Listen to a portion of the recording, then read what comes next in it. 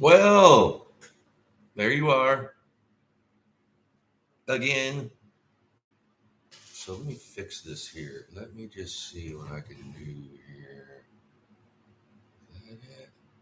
Anyway, look at my forward window. Charlie Greer podcast today. The Rainbow Bar and Grill. The Bow. I love me some Rainbow Bar and Grill. Yeah, I miss the Rainbow Bar and Grill. I miss the Rainbow. The Bow. In the late 90s when I moved to Los Angeles, that was one of the first times I go. I said, where? Get me there. And it's kind of chaotic at night. No parking. You get to park, then walk down Sunset.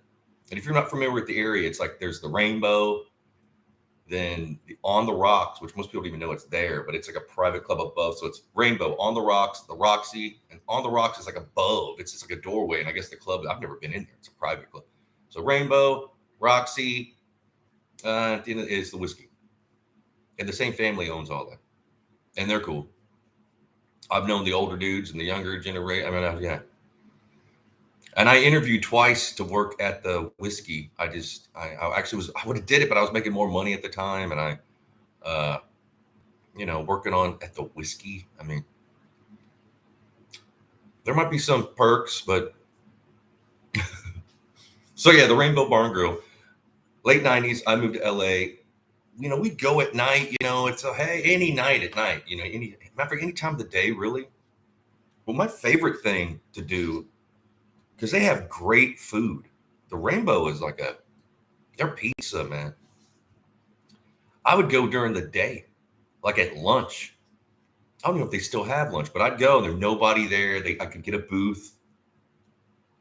And I just get hamburger and fries, but it's not. It's a good burger and fry, man. Man, it's like a platter. Love going to the boat. Lemmy back then was always there. The last time I ate lunch there, I go in. There was nobody. Sit where you want. Sit in the booth, and I'm ordered my food, walking around, got a drink or whatever. And there's Lemmy. I was like, should I go talk to Lemmy? I want it. No, just let him do his thing. Like me and Lemmy in the boat, but he was out in the bar, like out in the back. I was in the restaurant. And the Rainbow has always been kind of a hopping place. If I'm not mistaken, it was called the Villanova, where everybody hung out. Those old pick of James Dean, and that's where he's at. He's at the Villanova, which is now the Rainbow. And before Villanova, God knows what it was. And I've played the Rainbow upstairs. They have a room, and it's kind of awkward because the stage, you have to go down these steps, and you're like in this pit, and you only can do like acoustic. It's so small, and I played it was like Halloween 2007, maybe. I think it was a Halloween, and it was packed. A lot of people were there. Lemmy was at the gig. He's like, hey, great gig. And a lot of weird people, like celebrities and stuff, were at the gig. I got these bikers tried to throw me down the stairs. They did something else and were running up the stairs. I don't even know if they knew where they were going. And I had my acoustic guitar, and I saw them coming, being chased. I go, dude, don't. I put my arm around the railing because I knew he was just going to grab me and throw me at these dudes that were running at him. And he did. He tried, but I had my arm hooked, broke my guitar, kind of cracked it. Good times, rock and roll. Never played there again, though. It even the gear, and I'm sure these microphones have probably been stolen so many times, but man, the mic stands and the microphones were just like, wow. But it was fun. It was packed. Halloween.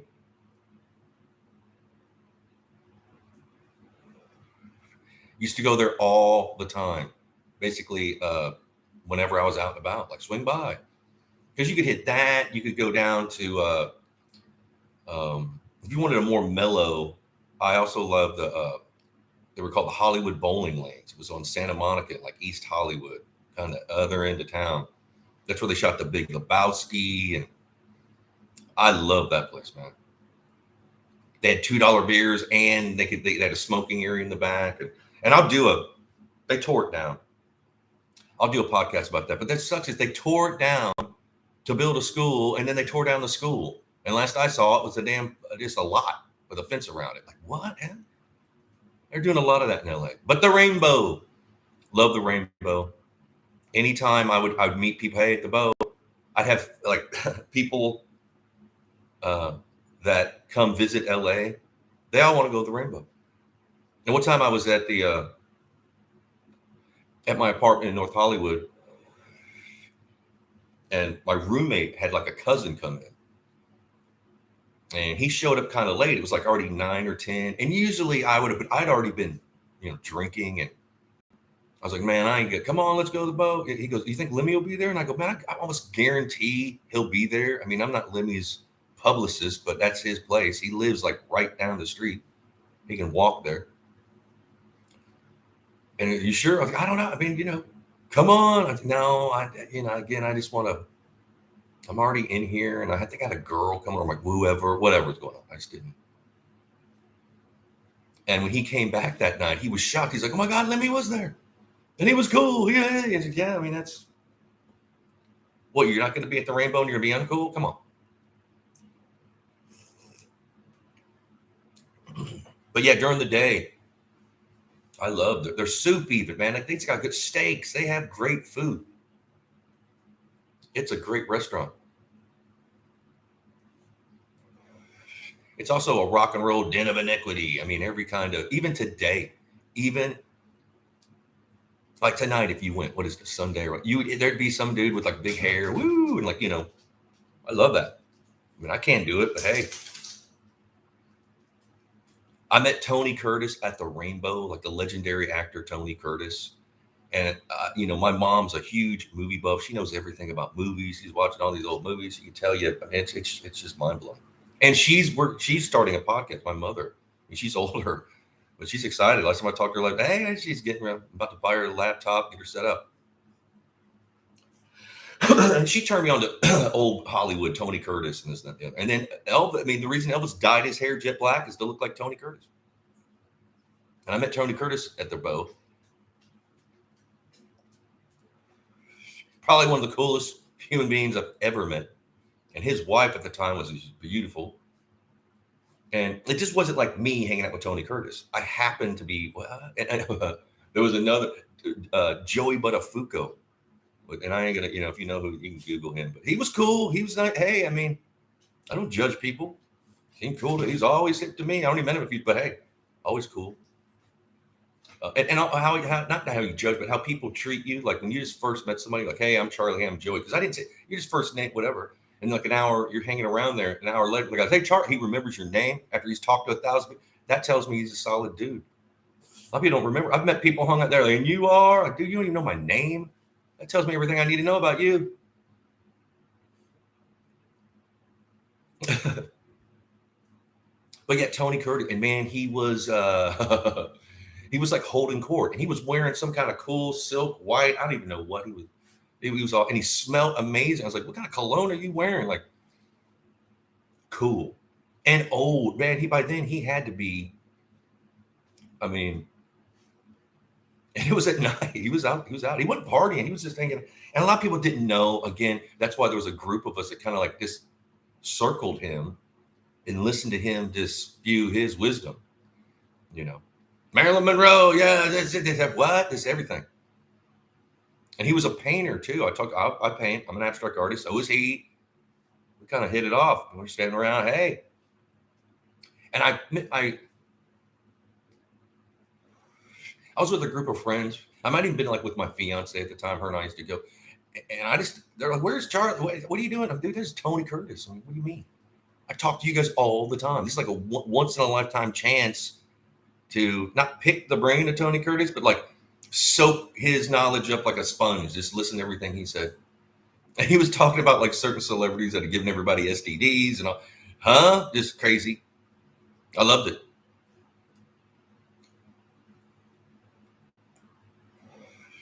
And also just getting like ossified drunk at the Rainbow. It's kind of like a coming of age. Just say, hey, A lot of people. You want to have a designated driver, which we did. So they would always, because again, man, you're going out, you're going to need, we would have believe it or not, a designated driver. Sometimes I was. Sometimes I'd be like, oh, I need a drive night. I can't be. I'll do it. Almost got thrown down the stairs by that biker, and have almost gotten in fights at the Rainbow. I mean, it just happens. Somebody bumps in, you spills your drink, or you spill your drink on the way.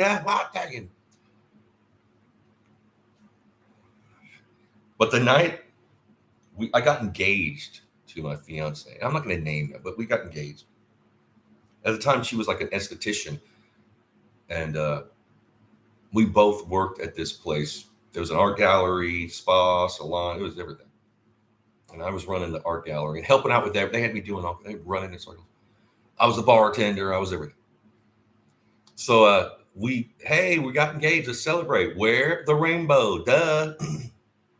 And she loved the boat too. That's why she was like 10 years younger than me. So we all went, it was like me, the only dude, and like 10 estheticians, stylists, just beautiful people, smoking hot. These girls had it together, making money. And one of them was the designated driver. She's up for her. So we were at the Bow, and we had a table out on the patio, like the covered patio, by the way, and it was packed. I mean, there was so many people. Like it's just, you can't even see beside these backs. If you're sitting down, you're packed in like sardines.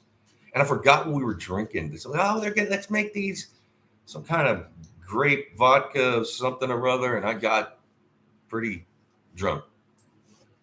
So we leave the Bow, and it was a good time hanging at the Bow. Every 20 minutes, half an hour, I'll get up and just circle around, walk through, and say, hey, there you are.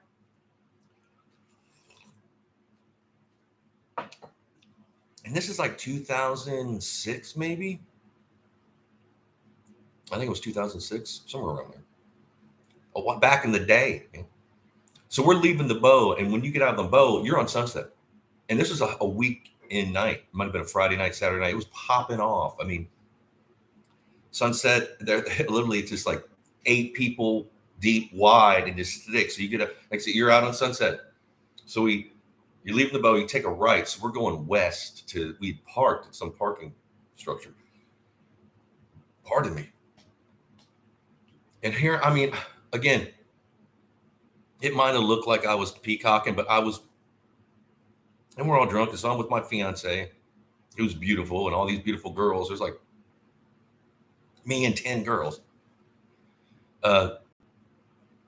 Coming down the boulevard is these 2 drunk guys. They got the girls are standing, like they're with them, but they're kind of, and they had like that kind of hooker vibe, like expensive, and I saw they were picking fights. They were like, I don't know, people were like, get drunk and just, I just started, you look at me, and I thought, oh man, let's just go. There was another parking. So I was like, let's leave the sidewalk and kind of veer around. I don't want to deal with these people. But sure enough, here comes these dudes. Yeah, you think you're bad? Whatever the fuck they were saying. And they were British. For the first thing, I was like, huh? Then I recognized who they were. And this is right before. These guys were like, I had to, we were throwing, no fists were involved, but there was about to be hand play. And it was like, pushing, hey, motherfucker, kind of circling. Like, leave me be. I don't want to. And the girls were, and there was a flip phone back then. One of these girls filmed this. So as this is going on, I realize who it is. It's these, it was the actor Jason Statham, I think that's his name, and Guy Ritchie, the director. Ossified drunk, just walking outside, picking fights. Like, dude, ain't gonna last long. I mean, you're gonna run into you're about to hit the Rainbow, man. You mess with some of those biker guys, come on. Easy pickings on you, man. You won't even. They'll swat you away like a fly and go back to drinking their whatever. Give me a shot of tequila. You ain't gonna make it. So we do the circle thing, whatever. And I knew, I was like, hey, it's not that there. And people, yeah, they were like, those are really, and we were, and it was filmed. The shitty flip phone or pictures were taken, and we were going to this tattoo parlor. My fiance and I were going to get rings tattooed. We got engaged. Let's go get rings. We're drunk, and luckily and I remember it was like it was an iris. It had like a 4-leaf clover on it, like it was the whatever it was called, this tattoo parlor. And we go in there, and again, there's like 10 or 11 of us. We're all loud and drunk, just long story short, they kicked us out. They wouldn't even give us a tattoo. They were like, and my fiance was pissed, and I was like, hey, let's just get out of here. Again, you don't want to mess with tattoo people. I mean, man, we got kicked out, refused service. Like, we ain't dealing with you guys, man. Went home, got back. And then maybe it was that next week or what, it was like Guy Ritchie's divorce, getting a divorce, or Madonna's divorcing Guy Ritchie. And we were like, wonder if that had anything to do with that night we ran into them and they were starting fights. And then the one girl who was like an esthetician or a stylist, she goes, I got those pictures. I could sell them to TMZ, and I could do. Well, I mean, I remember looking at it. They were so, you could barely see. Maybe they did. I don't know.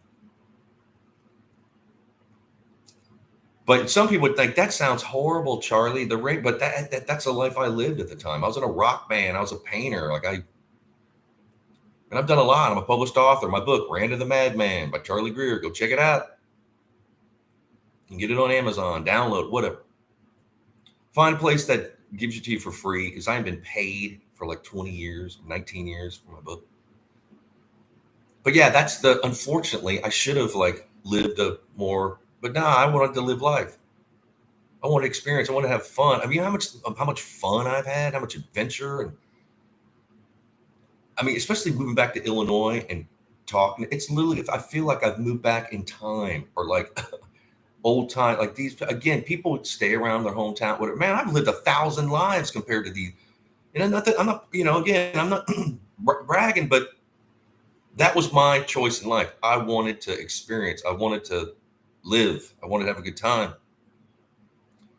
I'd rather have experiences than things, which I've had a lot of things. Again, my things are guitars and amps and cars and dog, but I'm not I'd rather experience something. And I know people are like that too, because I had friends in LA and people I've worked with, and every weekend or whenever they go to Vegas, they're living life. Yeah, they're living paycheck to paycheck, but dude, they're having a lot of fun. Going to Mexico, if you're in LA, you can go. There's dudes that are like, in the morning we got up and surfed in Venice and then drove to Big Bear. That evening we were snowboarding. I mean, there's just a lot of shit to do, depending on what you do. And one of my things I like to do is go to the Rainbow. When I was a teen, I'd heard about the Rainbow, and Led Zeppelin and just everybody, all the bands in the 80s. That was the epicenter. And they've always been good to me. Now, last time I had any contact with, it's the kids now.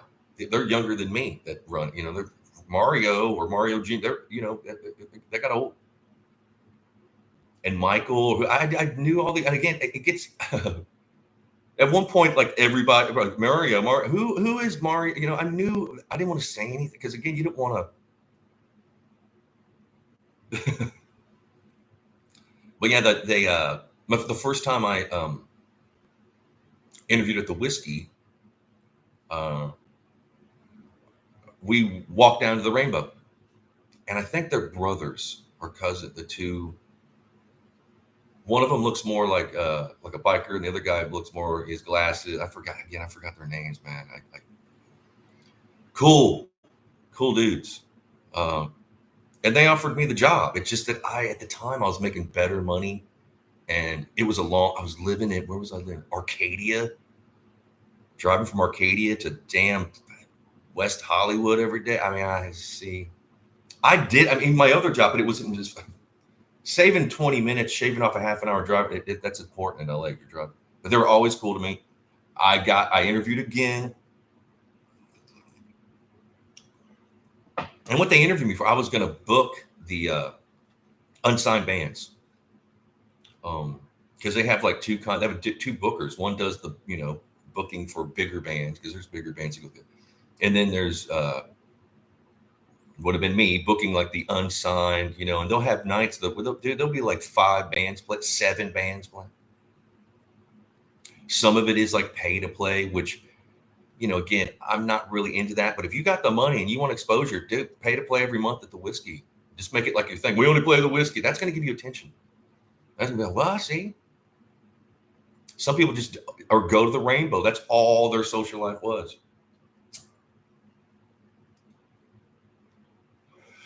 Matter of fact, the night I pulled in from driving across the country, this was in February. I can't believe I did in February, but I stopped to see my mom in St. Louis and spend the night.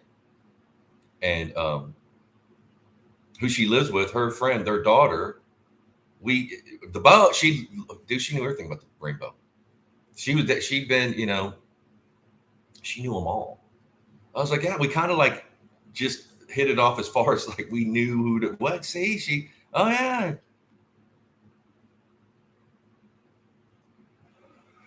She was probably there that night that I played.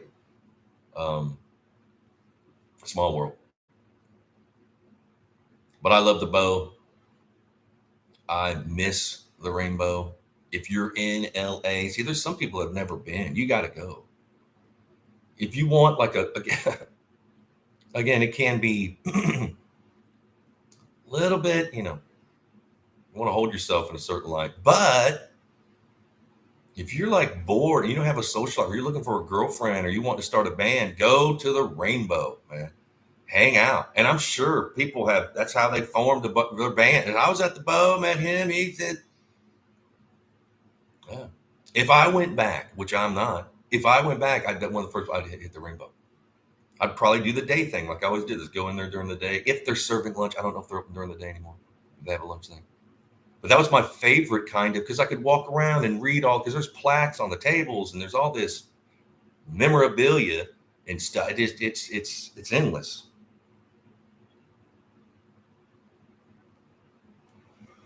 Hell, I might play the Rainbow again. You never know. Just come on, walk down that little pit, because it's like a pit. People were looking down at you. It's strange. And it was loud. Even as playing, I could hear the crowd, the rumbling of because man, people don't even go into the Rainbow. They're just hanging out in the parking lot, the sidewalk, like people leaning against and the front of the Rainbow. There's these bricks. There's like, they've like scratched in like every kind of band name you could imagine. Everybody. Just get a cheese pizza, man. Just get a cheese pizza. It's just like, like a pitcher of beers, cheese pizza. Hey, what else do you need? Parking, if you could get, but again, that's on Sunset. Anywhere on Sunset, man, you're going to have to park or pay for parking, or you might get even if you get. I mean, matter of fact, the street that Lemmy lives on, I used to try to find a place, and I parked there. Thought everything was cool. Went to the Rainbow, came back. I had like the most expensive parking ticket, whatever, couple ticket. And I was trying to like read the signs and trying to decipher. Like you can't park there. 1 hour parking only. That's I'd broken like 3 laws. So they give me, it was like $150, $300 or something for these tickets. It sucked. So I was like, I'd rather pay the $10, $20 or whatever it is to park, and then you still have to walk. I know they have some kind of parking at the Rainbow, but that parking lot back there ain't that big, and you don't want to if something happens, a crowd, you might get stuck. I don't want any of that. And I used to do like part-time load out at the Roxy, load in and load out.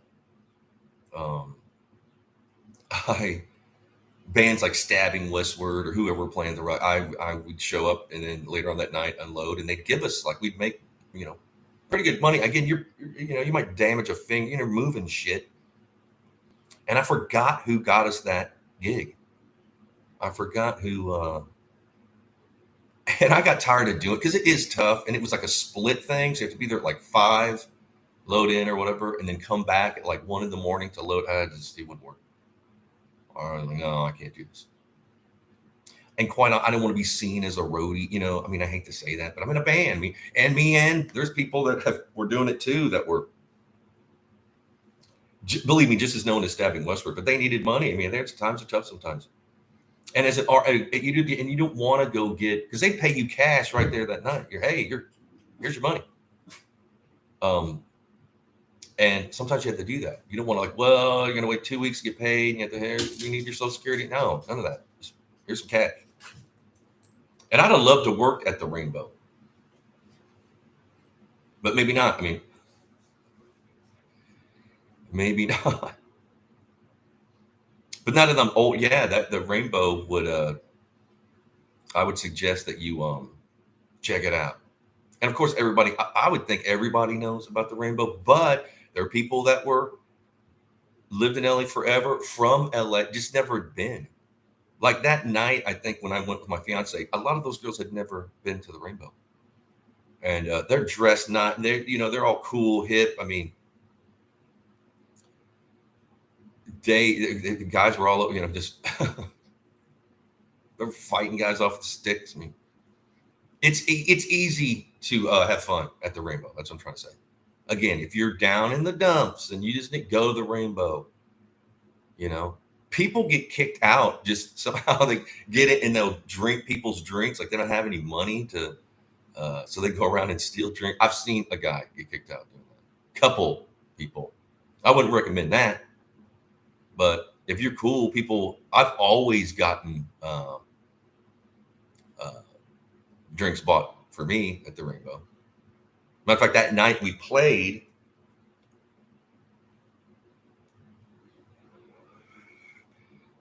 they gave us a booth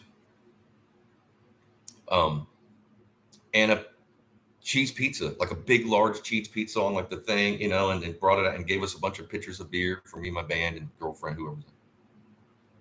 And I forgot about that. We were so these old booths, they're like red leather, cool. And as a matter of fact, there's not that many of them. And they're, I think, from the Villanova era. Like they're old, like these old booths. And it's cool. You can just they're high. You can just kind of get in this booth, and, slide down in the booth.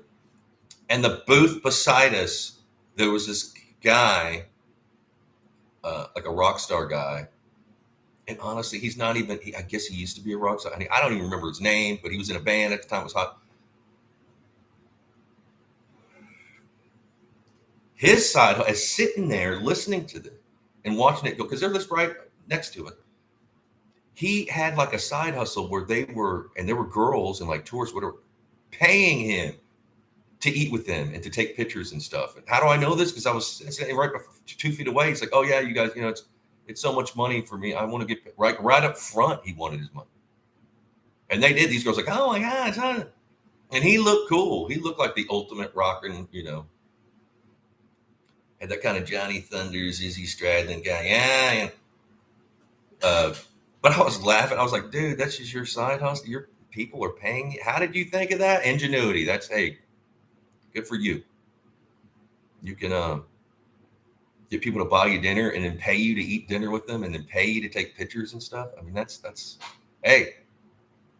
a pretty good hustle. And I was kind of shocked that, again, he didn't seem like he was hiding anything. Like, there was packed. People were going to,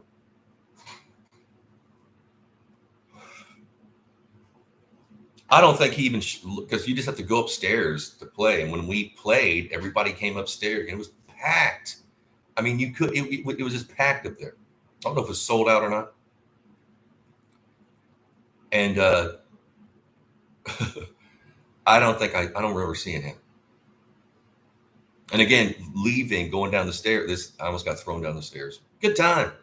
Had nothing to do with Rainbow, had nothing to do with this biker guy had done something else, ran through trying to get away from, he wanted to get away. He needed to get away. Can you imagine doing the security at the Rainbow? You know how like calloused and just kind of a badass you got to be on the hour. You'd have to. I mean, come on. There's some big dudes that go there and get all fucked up. Just you have to. Excuse me, sir. You're gonna have to leave. Come on. And there was that's not just one dude. There was like 2 or 3 guys chasing this dude up the stairs. And again, I told him, like, don't throw me down. I knew he saw me. He's like, I'm just going to throw this guy.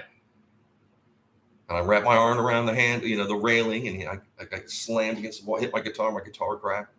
This shitty old guitar, who cares? I glued it back myself. Just wrapped it. Hey, let it sit a couple days. Fine. Sounded better even. It's happened a couple times where I repaired my own acoustic guitars, and hey, it sounds great now. Looks like shit, but something happened. So yeah, if you're ever in California, go to the Rainbow. I don't care if I'm in Orange County, drive up to LA. Now I think they have a bed and breakfast. Wouldn't that be awesome?